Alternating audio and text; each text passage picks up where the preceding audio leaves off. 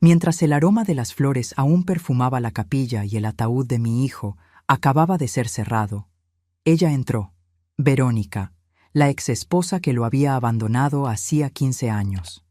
Con tacones altos y un vestido ajustado, atravesó el pasillo exigiendo los 24 millones de dólares de la herencia como si tuviera derecho a ellos. Pero lo que ocurrió a continuación desenmascaró a cada persona en esa sala y desató una batalla que ella jamás esperaba perder. Pero antes de continuar, asegúrate de estar suscrito al canal y escribe en los comentarios ¿desde dónde nos estás viendo? Nos encanta saber hasta dónde llegan nuestras historias. Cuando las puertas de la capilla se abrieron esa tarde gris, mi corazón ya estaba más roto de lo que creía posible. El ataúd de mi hijo, pulido y solemne, descansaba en el altar rodeado de arreglos de flores blancas, sus favoritas.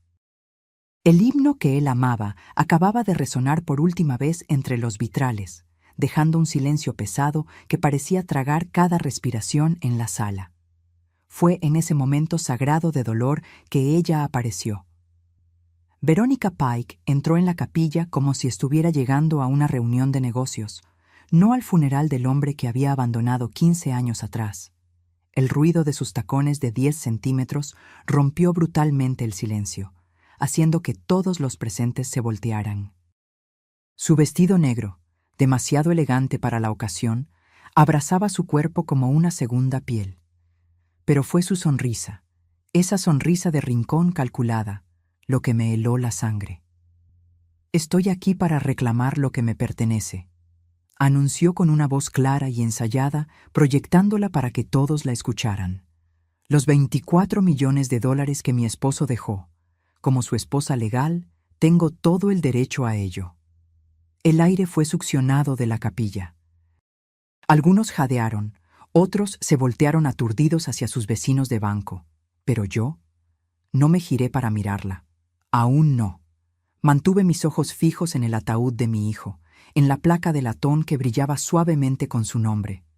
Ni siquiera había sido bajado a la tierra, y ella ya estaba allí, como un buitre, tratando de arrancar lo que quedaba de él. No fue tristeza lo que sentí en ese momento. Fue un calor intenso subiendo por mi pecho, apretando mi garganta. Una furia silenciosa que se instaló pesadamente detrás de mis costillas. Mi difunto esposo solía decir que yo tenía la paciencia de una pared de piedra. Ese día necesité cada fragmento de esa paciencia. El joven abogado de Verónica estaba a su lado, visiblemente nervioso, hojeando papeles en una carpeta azul. Su voz temblaba mientras mencionaba términos como estado civil, derechos de supervivencia y alguna cláusula que claramente no había leído con suficiente atención. Ni siquiera sabía que ella había renunciado a todos sus derechos en el acuerdo de divorcio años atrás. Miré a mi izquierda, donde Sofía Ser, mi abogada, ya estaba sacando una carpeta discreta de su bolso. Me hizo una pequeña seña. «Aún no es el momento. Solo espera», me decía su mirada. Los susurros habían comenzado a extenderse por la capilla como una ola. La entrada de Verónica no solo rompió el silencio, rompió la ilusión de paz que yo había intentado mantener ese día. Los dolientes se movían incómodos en sus asientos. Algunos miraban al suelo, incapaces de presenciar el espectáculo. Otros me miraban a mí, esperando que me derrumbara, que me quebrara ante esa afrenta. Pero no lo hice. Lentamente me giré para enfrentarla. Verónica no vaciló cuando nuestras miradas se encontraron. Había una fría confianza en su mirada, la clase que solo existe en personas que creen haber ganado antes de que la batalla comience. Levantó la barbilla ligeramente, orgullosa de sí misma. Tal vez esperaba que suplicara, llorara o armara una escena frente al altar. Pero permanecí inmóvil, y eso pareció desestabilizarla, porque su voz se volvió más alta, más insistente. «No estoy aquí para pelear. Estoy aquí para tomar lo que es legalmente mío». Finalmente hablé, mi voz más fría que la de ella, perfectamente controlada. «Tú no eres su esposa. Ya no». Por un segundo ella dudó. Su abogado susurró algo, volteando una página en sus documentos, pero pude verlo en su rostro. Ella esperaba que yo no conociera la ley. Esperaba que estuviera demasiado perturbada para reaccionar. Pensó que este funeral era su escenario y que yo estaría demasiado rota para contraatacar. Fue entonces cuando Sofía se adelantó, silenciosa como una sombra, y le entregó al oficial de la iglesia una copia del decreto de divorcio, sellado, autenticado. La renuncia total a cualquier futura reclamación de bienes había sido finalizada hace más de una década. No necesité decir nada más. La verdad estaba allí, impresa en tinta oficial, y el silencio que siguió fue más ensordecedor que cualquier grito. Alguien tosió nerviosamente. Otro murmuró: «Dios nos ayude». Verónica se quedó quieta, con los labios apretados, los ojos recorriendo los bancos de la capilla. Estaba esperando que alguien la defendiera. Nadie lo hizo. Y yo me quedé allí, no triunfante, no arrogante, solo firme.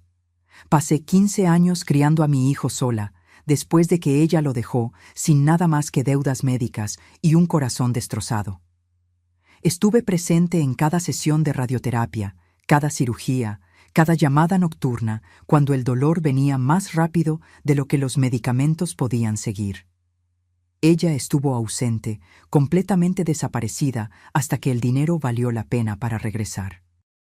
Cuando finalmente me giré para salir de la capilla, no miré hacia atrás. Caminé hacia la salida con Sofía a mi lado, nuestros pasos lentos y uniformes, como si estuviéramos marchando hacia una batalla que apenas comenzaba. Escuché a alguien susurrar mi nombre con simpatía. Otro dijo: «Justicia». Pero yo no necesitaba simpatía. No quería justicia. Todavía no. Porque sabía que esto no había terminado, ni de lejos. Lo que estaba por venir haría que el funeral pareciera solo un preludio. Afuera, el viento había aumentado, azotando hojas secas alrededor de los escalones de piedra. Sofía me alcanzó y silenciosamente me entregó un sobre marrón. Lo puse debajo de mi brazo sin decir palabra. Ambas sabíamos que lo necesitaría muy pronto. El director de la funeraria nos encontró en la acera, claramente perturbado, para disculparse por la interrupción. Le dije que no se preocupara. «La muerte no siempre trae dignidad», respondí. Él no supo qué decir después de eso, y yo no necesitaba que lo supiera. Entramos en el auto. Sofía condujo. Me senté en el asiento del pasajero, mirando por la ventana, con las manos cruzadas, respirando despacio, no calma, solo controlada. Hay una diferencia. Tomamos exactamente 11 minutos para llegar a la oficina de SER y Asociados en el centro de la ciudad. La asistente de Sofía ya había preparado la sala de conferencias, cerrando la puerta detrás de nosotras y asegurándola con un suave clic que parecía sellar el mundo exterior. Sofía puso 2 documentos sobre la mesa de madera oscura y los alisó con manos precisas. El primero era el último testamento actualizado de mi hijo, fechado 9 meses antes de que falleciera. Yo estaba sentada a su lado cuando lo firmó, sus manos delgadas pero firmes. En el documento dejaba todos sus bienes para mí: el dinero, las acciones de la empresa, la propiedad, el seguro, incluso los derechos intelectuales de la aplicación que había diseñado en sus meses finales. No había mención a Verónica, ni una sola línea. El segundo documento era el acuerdo de divorcio de 15 años atrás. Una renuncia total de derechos futuros a cualquier bien actual o futuro, finalizada y autenticada. Sofía tenía la copia certificada en mano, junto con el registro del notario. Sin fisuras, sin ambigüedad. Aún así, la voz de Sofía era mesurada cuando habló. «Verónica no tiene en qué apoyarse, pero es audaz. Espero que esto escale». Asentí, mi mandíbula apretada, no por miedo, sino por un enfoque absoluto. Si Verónica quería convertir esto en una guerra, la encontraría en las líneas del frente. Había llorado por mi hijo con cada parte de mi ser. Ahora defendería lo que él dejó. No permitiría que una mujer que desapareció por 15 años convirtiera el capítulo final de su vida en un circo legal. Sofía me entregó una copia del inventario de los bienes, cuidadosamente listados en categorías. Le eché un vistazo rápido: cuentas bancarias, acciones de la empresa, la casa del lago, el apartamento, incluso el auto. Entonces vi el último ítem, una carta en video particular grabada por mi hijo y almacenada digitalmente bajo protección de abogado.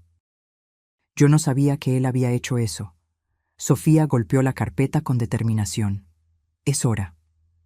Condujimos hasta el juzgado, no para una audiencia formal, sino para una reunión que Sofía había programado con el juez responsable de procedimientos de emergencia de sucesión. Una cortesía concedida debido al tamaño de los bienes y a la obvia tensión a su alrededor. Él accedió a revisar los archivos por adelantado y confirmar que las reclamaciones de Verónica serían marcadas como inválidas inmediatamente después de la presentación. Una orden de protección temporal sobre los bienes fue emitida en 1 hora, un récord incluso para Sofía, que rara vez mostraba sorpresa, pero levantó ligeramente las cejas cuando el documento llegó tan rápido. Mientras salíamos, el cielo se había oscurecido, las nubes se cerraban como una cortina antes de una tormenta. El teléfono de Sofía sonó cuando estábamos en los escalones del juzgado. Era el abogado de Verónica.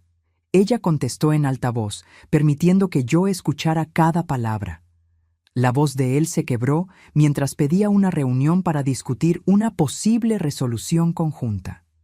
Sofía respondió con una frialdad profesional que ya conocía bien. Todas las conversaciones debían ser por escrito, y la interferencia de Verónica en un servicio religioso sería incluida en cualquier respuesta formal. No hablé durante la llamada. No lo necesité. Pasé años siendo silenciosa por la paz, por mi hijo, por la familia.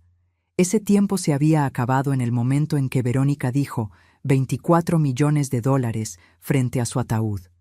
Esa noche, en casa, abrí la carta en video particular. Mi hijo estaba sentado en la silla cerca de la ventana, la misma silla en la que solíamos leer juntos cuando él era solo un niño. Su voz era tranquila, su tono claro y firme, a pesar de la evidente debilidad física. Habló sobre la fundación que quería que yo construyera, las becas comunitarias, el jardín conmemorativo detrás del laboratorio de tecnología. Habló sobre mí, sobre cómo lo apoyé, sobre la fuerza que esperaba que yo continuara demostrando incluso después de que él se fuera. Entonces, cerca del final, dijo algo que jamás olvidaré. Si ella regresa, necesito que te mantengas firme, no solo por mí, sino por ti. Ella se alejó de mí, pero tú, mamá, tú nunca lo hiciste. Te mereces todo lo que te dejé. Te elegí a ti. Reproduje esa última parte 2 veces, dejando que el peso de esas palabras se asentara en mi pecho como una mano, presionando firmemente, pero con ternura. No lloré. No esa noche. Habría tiempo para eso después. Ahora tenía una decisión que tomar. Abrí el cajón de mi escritorio y saqué un bloc de notas. Escribí 3 nombres. 3 personas que apoyaron a mi hijo cuando Verónica no lo hizo. 3 personas que presenciaron cosas, que sabían cosas. Una de ellas tenía acceso a registros hospitalarios. Otra había archivado los contratos de desarrollo. La tercera poseía correos electrónicos personales que nunca fueron divulgados. No se trataba de venganza, se trataba de protección. No permitiría que ella reescribiera su historia, no mientras tuviera aliento en mis pulmones, no mientras aún tuviera su voz en mis oídos. A la mañana siguiente, la noticia se extendió. No sobre el dinero, eso vendría después, sino sobre lo que sucedió en la iglesia, sobre la entrada de Verónica, sobre el enfrentamiento, sobre el silencio que siguió. Mi teléfono sonó antes del amanecer. Viejos vecinos, primos lejanos, personas de las que no había sabido en años llamando para preguntar cómo estaba. Pero por debajo de la preocupación podía oír algo más. Curiosidad, vacilación, un ligero tono de cuestionamiento en sus voces, como si no estuvieran seguros de qué lado de la historia creer todavía. No devolví las llamadas. Me senté a la mesa de la cocina con una taza de café negro y observé el cielo clarear sobre el patio, el mismo patio donde mi hijo había jugado cuando era pequeño, donde habíamos hecho barbacoas los fines de semana, donde planté "No me olvides" a lo largo de la cerca durante su primera ronda de quimioterapia. Era un espacio tranquilo, un buen lugar para pensar. Pero la tranquilidad no duró. Alrededor de las 10 de la mañana, Verónica publicó una foto, una imagen recortada de mi hijo de años atrás, una que ella no tenía el derecho de compartir. La leyenda era corta: con el corazón roto por decir adiós al amor de mi vida, que se haga justicia. Entonces vinieron los comentarios. La mayoría eran de personas que no sabían o no les importaba saber la verdad. Personas que tomaron su versión de la historia y la esparcieron como fuego en paja seca. Había emojis de simpatía, palabras como valiente e injusto y trágico. Algunos mencionaron abogados. Uno dijo que ella debería luchar por lo que era de ella. Fue en ese momento que las cosas cambiaron. Ya esperaba una batalla legal. Ya había asegurado los documentos. Pero esto era algo diferente. Esto era público. Era imagen. Y si había aprendido algo en la última década, era que la gente cree en lo que ve primero, incluso si es una mentira completa. Le envié un mensaje a Sofía. La respuesta llegó rápida como un rayo. Ya lo estamos monitoreando. Estamos preparando una línea de tiempo para su divulgación. En una hora, la CFO de mi hijo, Jimena, llamó para decir que había recibido 2 llamadas de periodistas preguntando sobre la viuda. Jimena dijo esa palabra con un amargo apretón que aprecié profundamente. Le dije que esperara. No íbamos a reaccionar. Íbamos a responder. Y hay una diferencia fundamental entre esas 2 acciones. Al mediodía, conduje al centro para reunirme con Sofía. Ella había reservado una sala tranquila en una biblioteca privada que solía ser un banco. Paredes gruesas, a prueba de sonido. No queríamos oídos indiscretos. Lo que teníamos que preparar ya no era solo legal, era reputacional. Sofía presentó el plan en 3 partes. Primero, confirmar la posición legal con la orden temporal del juez e iniciar el proceso para una moción permanente para bloquear la interferencia de Verónica. Esa parte ya estaba en marcha. Segundo, reunir todas las evidencias personales que mi hijo dejó y toda la documentación de las personas en su círculo íntimo. Jimena tenía correos electrónicos y horarios que probaban que Verónica jamás apareció durante su enfermedad. Miguel tenía registros autenticados del divorcio y de los acuerdos de propiedad. Daniel, el enfermero de la UCI, tenía una declaración por escrito sobre la semana final, incluyendo la visita que Verónica nunca hizo. Tercero, y esa era la parte que Sofía todavía no me había dicho, preparar un evento público.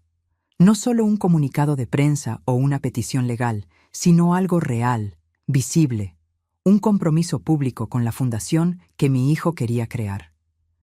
Sofía creía que la mejor defensa no era solo un juzgado, era una multitud, y no estaba equivocada. Elegimos una fecha para 3 días a partir de ese momento. El lugar, la principal sala de conferencias en el ayuntamiento de la ciudad. El alcalde ya había expresado apoyo a la fundación meses antes, cuando mi hijo aún estaba vivo y discretamente sentando las bases. Aún teníamos las cartas, los permisos, todo lo que él había arreglado. Simplemente estábamos dando continuidad a lo que él comenzó. Pero yo no estaba interesada en montar un espectáculo. Le dije a Sofía que todo debía permanecer centrado en él, no en Verónica, no en mí. La causa, la misión, el impacto comunitario, eso era lo que importaba.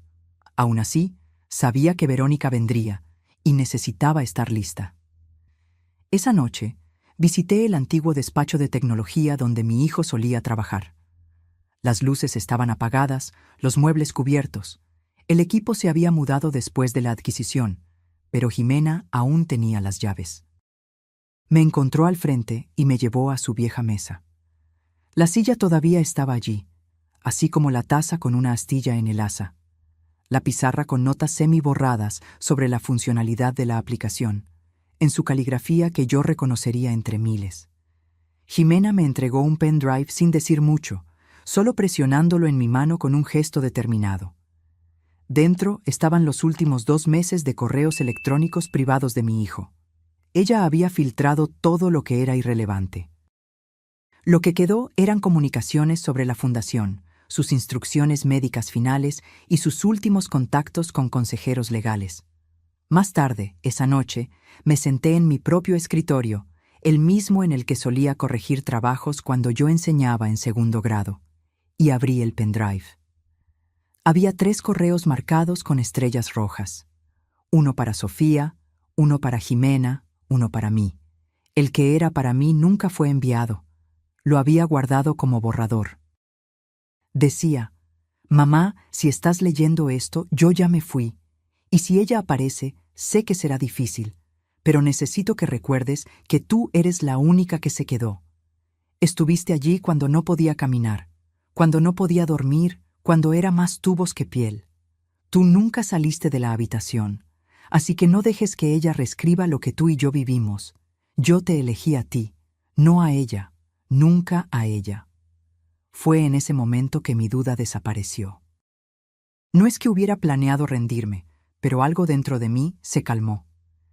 Había cargado con dolor y furia toda la semana. Ahora tenía claridad. Verónica quería usar la opinión pública como arma. Yo levantaría la verdad, no solo en el juzgado, sino frente a cada persona que había visto su publicación y creído la mentira. 3 días después del funeral, entré al ayuntamiento por la entrada trasera. Sofía lo había arreglado así: menos ruido, menos ojos. El auditorio ya se estaba llenando de gente: prensa local, inversores de tecnología, líderes comunitarios.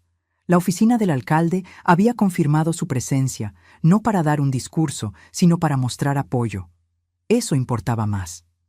El evento era simple en el papel: una dedicación, el lanzamiento público de la Fundación Conmemorativa Holbrook.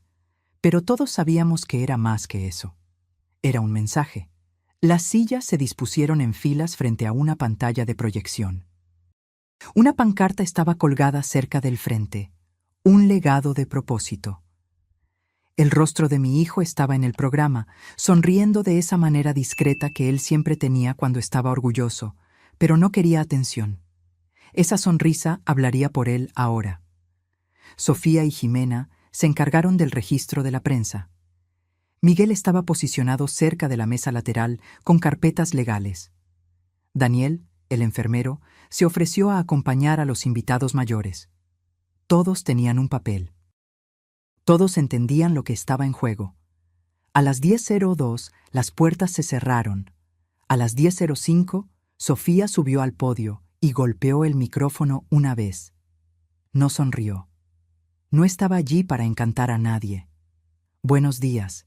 Estamos aquí para honrar la visión y los valores de un hombre que vivió con una brillante discreción y dejó un plan para tener un impacto.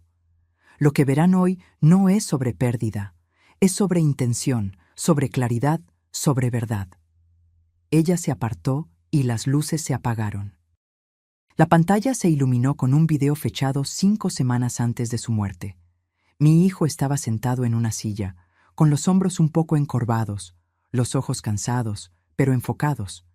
El fondo era su oficina en casa, esa llena de libros y plantas y fotos que yo conocía de memoria. Su voz llegó tranquila, pero firme. «Si estás viendo esto, entonces ya no estoy por aquí, pero quería explicar con mis propias palabras por qué tomé las decisiones que tomé. No quería confusión. No quería discusiones. Quería que la verdad hablara por sí misma». Continuó describiendo su enfermedad, sus esperanzas para la fundación, su decisión de dejar sus bienes para mí y solo para mí, sus razones. No eran emocionales, no eran vengativas, solo mesuradas y claras. «Ella se fue», dijo sin dudar. «Cuando más la necesitaba, no estaba. Y cuando construí algo que valía la pena volver, ella regresó. No puedo permitir que eso defina mi legado. Estoy eligiendo a la persona que nunca se fue». La sala se quedó en silencio absoluto cuando el video terminó. Ninguna tos, ningún movimiento, solo inmovilidad. Me levanté, no porque quisiera, sino porque tenía que hacerlo. Caminé lentamente hasta el podio, sintiendo el peso de todas las miradas. Había hablado en aulas por 30 años. Había dado elogios fúnebres, brindis de cumpleaños y discursos de jubilación. Pero este momento era diferente. No se trataba de celebración. Se trataba de trazar una línea definitiva en la arena. Agradecí a todos por estar allí. Reconocí la presencia del alcalde. Luego leí los nombres de los primeros beneficiarios de la beca. Leí los nombres de las escuelas locales que recibirían apoyo tecnológico. Describí el fondo de ayuda médica de emergencia que llevaría el nombre de mi hijo. La audiencia escuchó atentamente. Nadie interrumpió. Entonces abordé la situación directamente. Algunos de ustedes pueden haber visto publicaciones en línea, escuchado rumores, leído comentarios. No responderé a chismes, responderé con evidencia. Jimena atenuó las luces de nuevo. La pantalla mostró correos electrónicos de mi hijo, etiquetados, fechados, comunicaciones verificadas con Sofía, con Jimena, conmigo.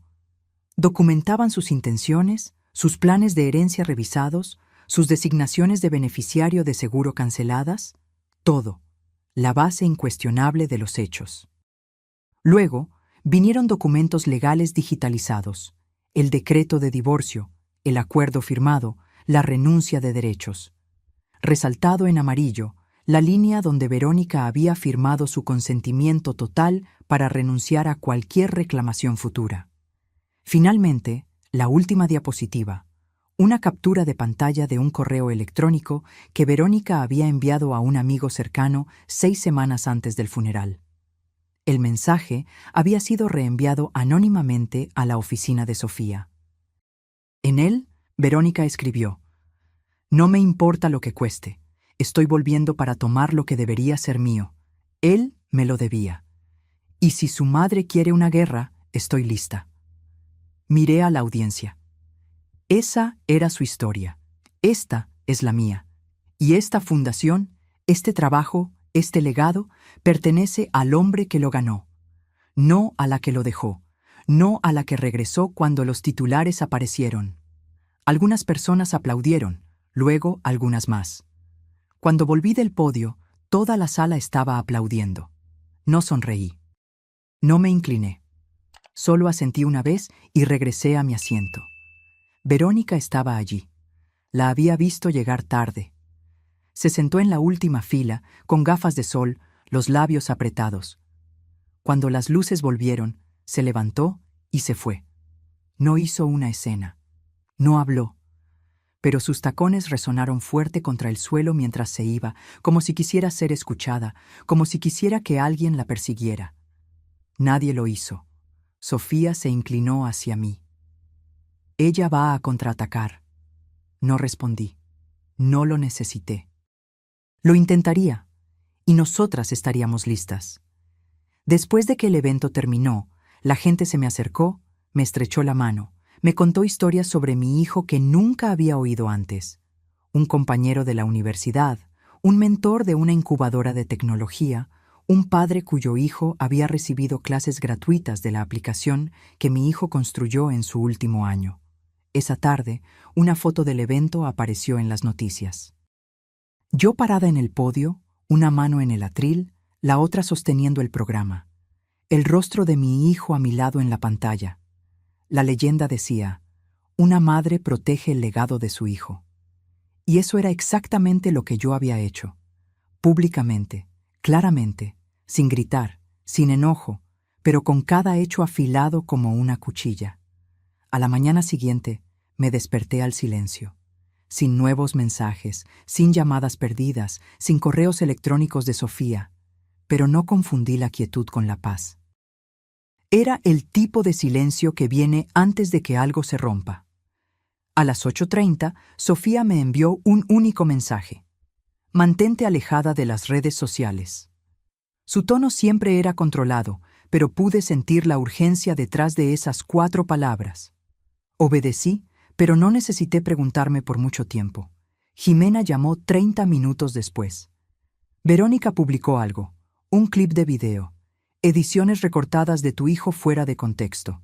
Hace que parezca que se arrepintió de haber cambiado el testamento. Cerré los ojos y respiré hondo. El evento en el ayuntamiento la había sacudido. Ahora estaba jugando sucio. Esa tarde, Sofía y yo nos reunimos de nuevo en la misma sala privada en el antiguo edificio del banco. Ella ya había descargado el clip, hecho una copia de seguridad, lo había transcrito y tenía un equipo verificando sus ediciones. No había filmación completa para emparejar, ningún registro de esas palabras en ningún archivo bruto. Era una fabricación, pero era lo suficientemente sutil como para engañar a las personas que querían creerle. Sofía volteó la pantalla de su laptop hacia mí y presionó reproducir. La voz de mi hijo se escuchó, pero las frases fueron cortadas, reorganizadas, las pausas eliminadas. Él parecía inseguro, abrumado. Luego la voz de Verónica se superpuso. Ella hablaba gentilmente, con falsa simpatía, pero cada palabra implicaba que yo había manipulado a mi hijo para excluirla. Incluso había titulado el video, "Que la verdad sea escuchada". Ya estaba siendo compartido en todos los rincones de Internet. Los comentarios cambiaron rápidamente. Extraños la llamaban valiente, otros me llamaban codiciosa. Algunos sugirieron que yo había aislado a mi hijo durante su enfermedad, alejado a sus amigos, cortado el contacto con su exesposa por celos. Las mentiras crecen rápido en el terreno correcto. Pero no entramos en pánico. Sofía ya tenía el siguiente movimiento planeado.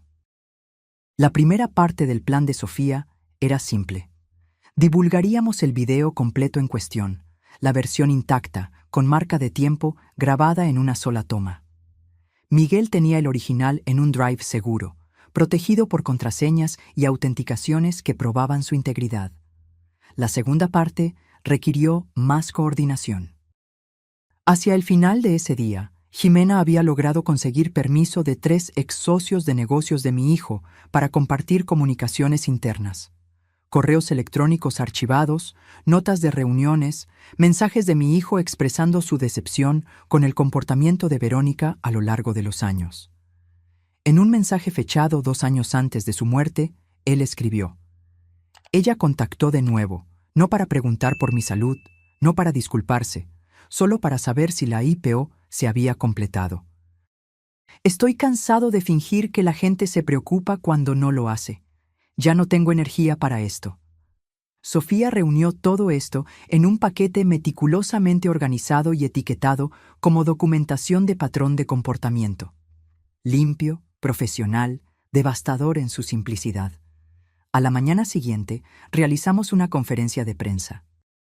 No fue algo llamativo, sin un podio elaborado, sin dramatización, solo una sala de conferencias con un proyector y paquetes impresos para cada persona presente.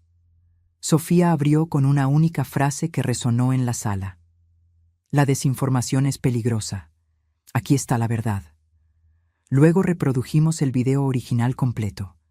El mensaje no editado de mi hijo, tranquilo, claro, confiado.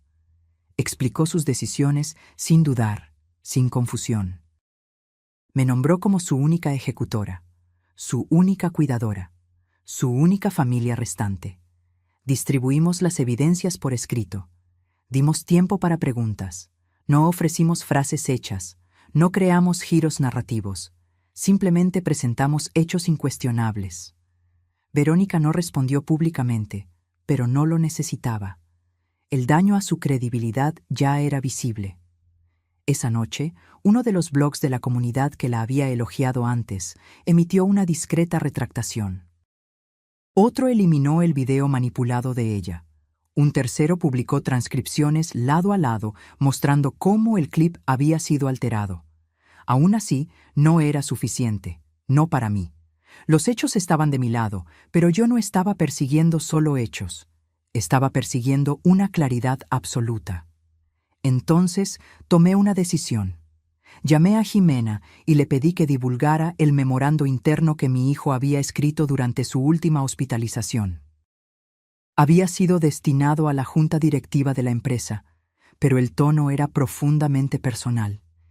El memorando detallaba su plan para la fundación, sus razones para crearla en mi nombre, su deseo de distanciar a la organización de cualquier persona que lo hubiera abandonado.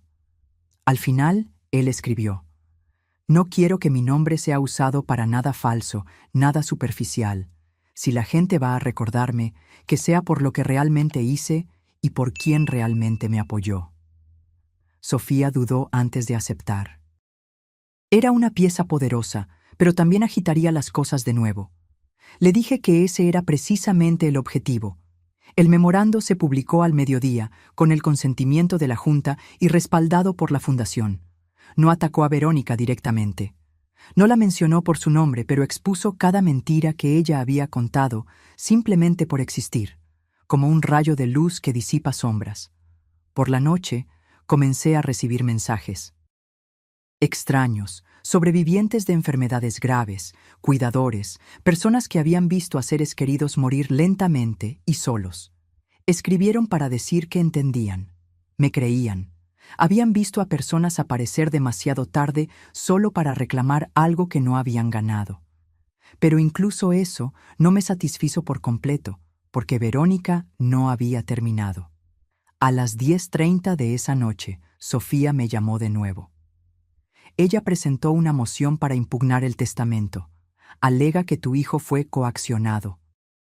Alega que no tenía plena capacidad mental cuando hizo los cambios finales.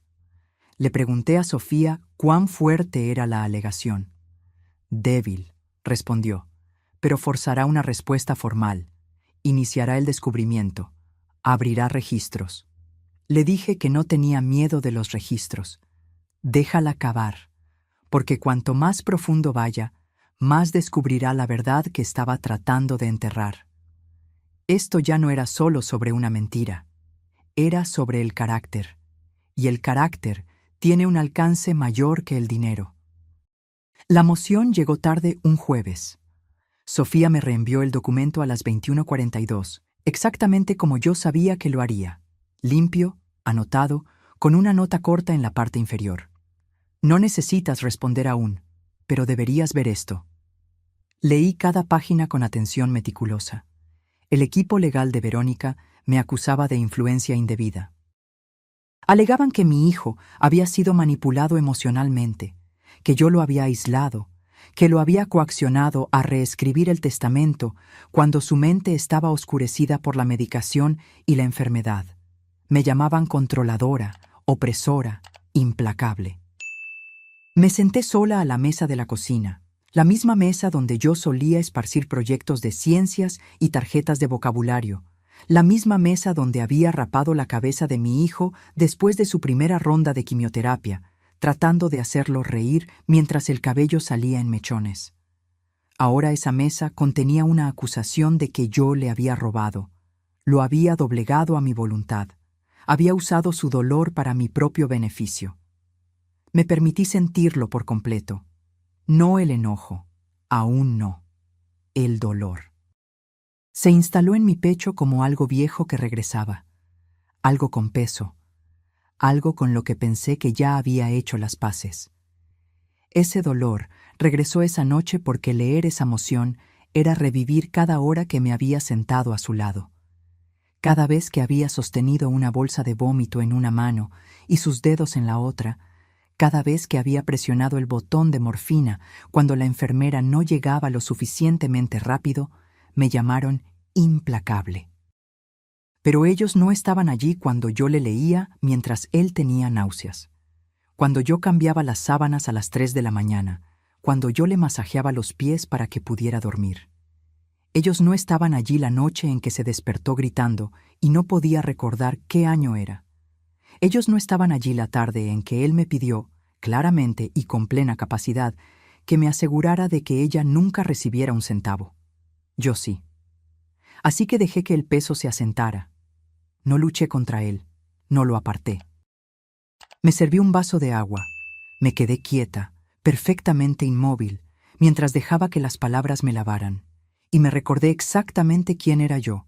No la mujer que ellos describieron en el papel, sino la madre que se quedó. A la mañana siguiente, me reuní con Sofía en su oficina.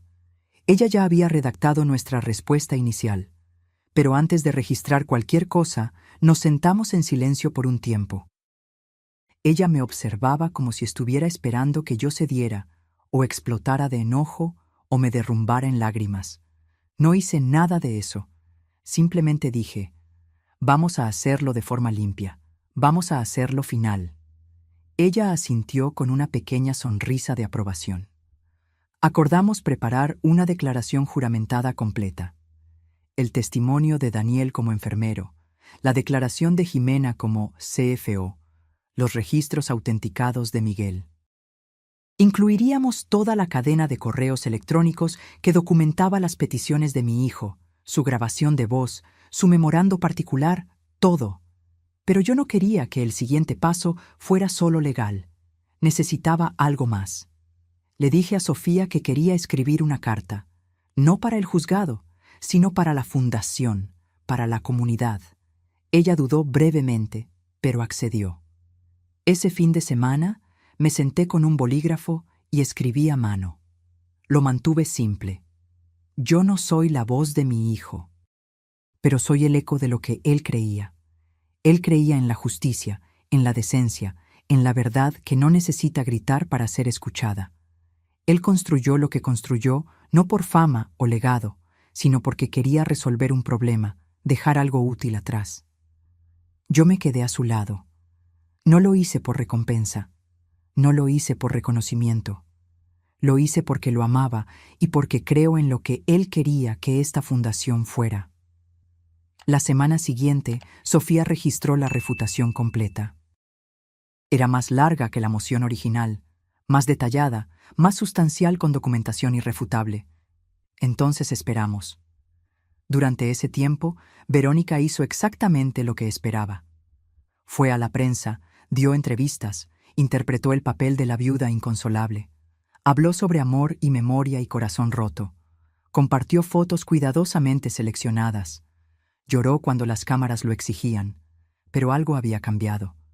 El público ya no estaba tan seguro. Algunos artículos comenzaron a usar la palabra supuesto antes de sus alegaciones. Comentaristas comenzaron a hacer referencia al video completo, a los correos electrónicos, a las contradicciones evidentes entre lo que ella decía y lo que los documentos mostraban. La verdad no siempre se mueve rápido, pero se mueve de forma constante e implacable. Sofía me dijo que podría llevar semanas para que el juez revisara la moción. Me advirtió que Verónica podría presionar por una audiencia, intentar retrasar las cosas, intentar desgastarnos con el tiempo. Le dije que no estaba preocupada porque ya había esperado por cosas peores.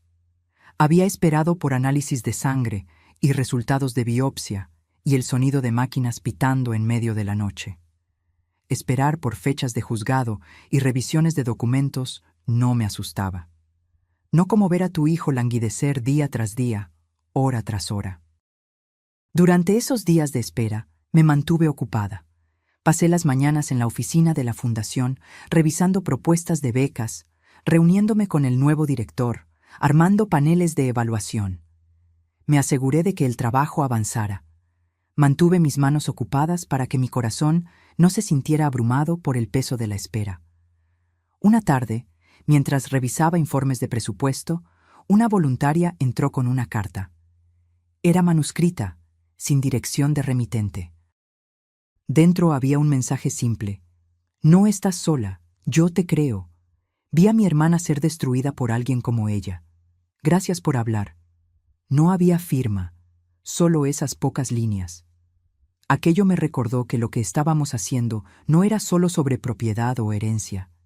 Era sobre poner la historia en el lugar correcto. No con fuego, sino con enfoque. No con volumen, sino con verdad incuestionable. Esto era lo que Verónica nunca entendió. Ella pensó que el poder venía del ruido, de las acusaciones dramáticas, pero yo había aprendido que el poder real viene de la consistencia, y yo sería consistente hasta el final. La decisión llegó un miércoles por la mañana. Fue discreta, sin televisión, sin equipos de cámara, sin titulares gritando sobre justicia o fraude, solo una notificación de Sofía de que el tribunal había emitido su decisión. Ella había reenviado la copia oficial a mi bandeja de entrada. 212 páginas. Las leí todas. La moción para impugnar el testamento fue rechazada en su totalidad, sin juicio, sin audiencia. El juez había considerado que las pruebas eran claras y convincentes. Mi hijo tenía plena capacidad mental. Él había tomado sus decisiones deliberadamente. No había señal de coacción, manipulación o presión externa. Las alegaciones de Verónica fueron descritas como infundadas, especulativas y, en varias instancias, intencionalmente engañosas. Esa última frase importaba más que todas las demás. Intencionalmente engañosas. En lenguaje de tribunal, eso significaba más que solo perder. Significaba exposición, significaba vulnerabilidad, significaba consecuencias. El siguiente paso se movió más rápido de lo que incluso Sofía esperaba. En 48 horas, el tribunal ordenó una audiencia para revisar posibles sanciones contra el equipo legal de Verónica, por mal uso del proceso, abuso del sistema, intento de engañar a un tribunal de sucesión con materiales alterados. La audiencia fue programada para la semana siguiente. Inicialmente no planeaba asistir. Me había dicho a mí misma que el rechazo era suficiente, que no necesitaba ver las consecuencias, que ya tenía lo que vine a buscar, los deseos de mi hijo protegidos, su legado intacto. Pero 2 días antes de la audiencia, Sofía llamó. Verónica había enviado una solicitud de último minuto. Quería que la audiencia fuera cerrada al público, alegando angustia emocional, alegando que eso perjudicaría su reputación, alegando que interferiría en su capacidad para buscar trabajo y reconstruir su vida. El juez denegó su solicitud. Fue entonces cuando decidí que estaría allí, sentada en la última fila, presenciando silenciosamente el final de esta historia. Llegué temprano el día de la audiencia. La sala era pequeña, sin medios, solo las partes, sus abogados y algunos empleados del tribunal. Sofía se sentó a mi lado, su postura relajada, pero alerta. Verónica entró 5 minutos antes de que comenzara, vistiendo un traje azul marino excesivamente formal para el ambiente. Su cabello estaba recogido en un moño desordenado. No miró por la sala. Sabía que yo estaba allí, pero no me enfrentó. El juez entró. La audiencia comenzó sin ceremonias, sin drama, sin teatralidad, solo un análisis metódico de lo que había sucedido. Revisaron la moción que Verónica había registrado, el video que ella había publicado, la forma en que había sido editado, la declaración juramentada que contradecía su versión de los eventos. Analizaron los registros financieros, el historial legal, el patrón de su comunicación con personas cercanas a mi hijo, el momento de su aparición, sus declaraciones en las redes sociales antes y después del funeral. Desmembraron todo, pieza por pieza, exponiendo cada contradicción. Su abogado intentó argumentar que ella había sido engañada, que no había entendido completamente los riesgos, que había actuado a causa del dolor. Pero el juez lo interrumpió con palabras que jamás olvidaré. El dolor de perder a un hombre que abandonó no excusa la manipulación de este tribunal. Al final de la audiencia, quedó claro que las sanciones serían severas.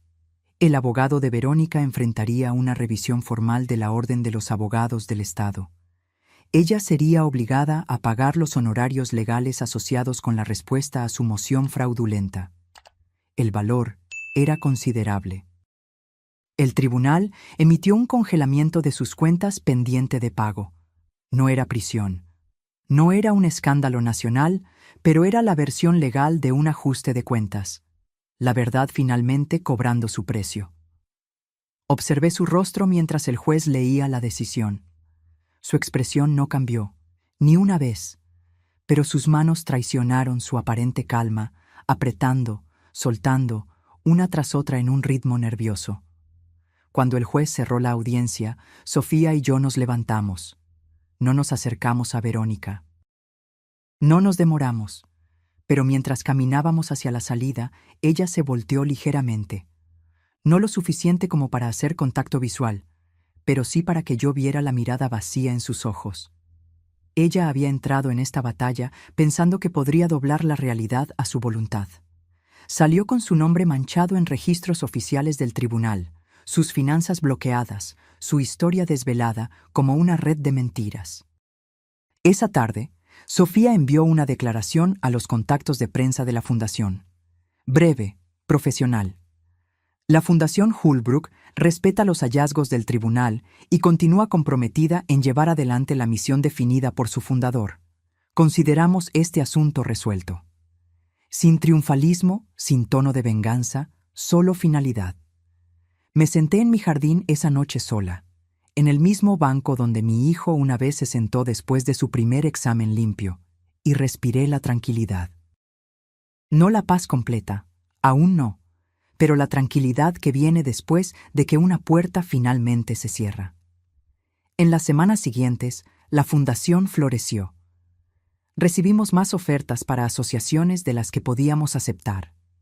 Los primeros beneficiarios de las becas ya estaban siendo seleccionados. El jardín conmemorativo, detrás del laboratorio, comenzaba a tomar forma. En cuanto a Verónica, ella desapareció de la vida pública tan completamente como había desaparecido de la vida de mi hijo 15 años antes. Sin más publicaciones, sin más entrevistas, sin más cartas o correos electrónicos o intentos de contacto.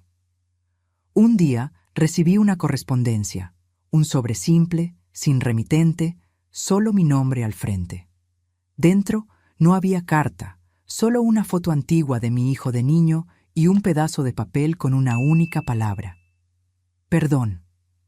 No respondí. No había necesidad.